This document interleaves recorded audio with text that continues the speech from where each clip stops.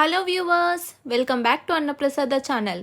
ఎప్పుడైనా కందగడ్డతో ఫ్రైస్ చేయడం ట్రై చేశారా? పొటాటో ఫ్రైస్ కంటే చాలా టేస్టీగా ఉంటాయండి. ఒక్కసారి నేను చెప్పిన తీరులో ట్రై చేయండి.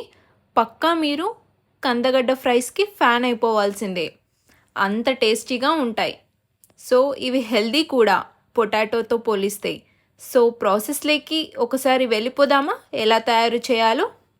ముందుగా 100 గ్రాములు లేదా 150 గ్రాములు కందగడ్డను ఇలా తీసుకొని, ఎవరికైనా కందగడ్డ అలర్జీగా ఉంటే వాళ్ళు చేతికి ఆయిల్ని అప్లై చేసుకొని పైనున్న చెక్కును నైఫ్తో పూర్తిగా తొలగించండి. ఇలా ఫ్రెంచ్ ఫ్రైస్లో మనం ఎలా అయితే కట్ చేసుకుంటామో అదే షేప్లో కట్ చేసుకోండి. కట్ చేసుకున్న కందగడ్డ ముక్కలను ఒకసారి వాష్ చేసుకొని కొద్దిగా వాటర్ని యాడ్ చేసి స్టవ్ పైన ఉంచి కాస్త ఉప్పు కొంచెం పసుపు వేసి ఒక పొంగు వచ్చేంత వరకు బాయిల్ చేయండి. 2 నిమిషాల పాటు బాయిల్ చేసుకున్న కందగడ్డ ముక్కలను ఒక డ్రై క్లాత్ పైన వేసి నీరు మొత్తం ఆవిరవ్వనివ్వండి. తరువాత బౌల్లో తీసుకొని ఇక్కడ నేను చూపిస్తున్న ఇంగ్రీడియంట్స్ అన్నీ ఒక్కొక్కటిగా బౌల్లోకి యాడ్ చేసుకోండి.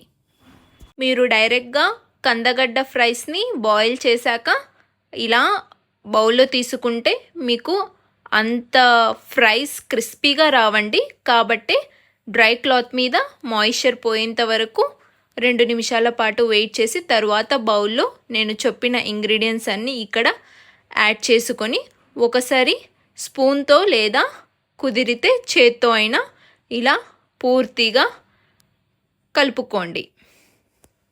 తరువాత కొంచెం కారం, జింజర్ గార్లిక్ పేస్ట్ కూడా యాడ్ చేసి ఇంకొకసారి పూర్తిగా ముక్కలలో కలిసేలా ఇలా మిక్స్ చేసుకోండి. మిక్స్ చేసుకున్న తరువాత 2 నిమిషాల పాటు అలా వదిలేస్తే మనం తీసుకున్న ఇంగ్రీడియంట్స్ అన్నీ ముక్కలకి బాగా పడతాయి. తరువాత ఆయిల్ వేడయ్యాక కొద్దిగా ఫ్రైస్ని వేస్తూ క్రిస్పీగా ఇలా వేయించుకుంటే మనకు పూర్తిగా కందగడ్డ ఫ్రైస్ రెడీ అయిపోయాయి. ఎంతో ఈజీ కదా, చాలా టేస్టీగా కూడా ఉంటాయండి.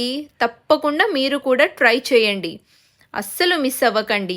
ఈ వీడియోని మీ ఫ్రెండ్స్ అండ్ ఫ్యామిలీతో కూడా షేర్ చేసి నా ఇన్స్టాగ్రామ్ ఫాలో అవుతూ ట్యాగ్ చేస్తూ కామెంట్ చేయండి. బై ద వే సబ్స్క్రైబ్ చేసుకోవడం మాత్రం మర్చిపోకండి. ఇలాంటి మంచి స్నాక్స్ రెసిపీస్ మన ఛానల్లో చాలా ఉన్నాయి.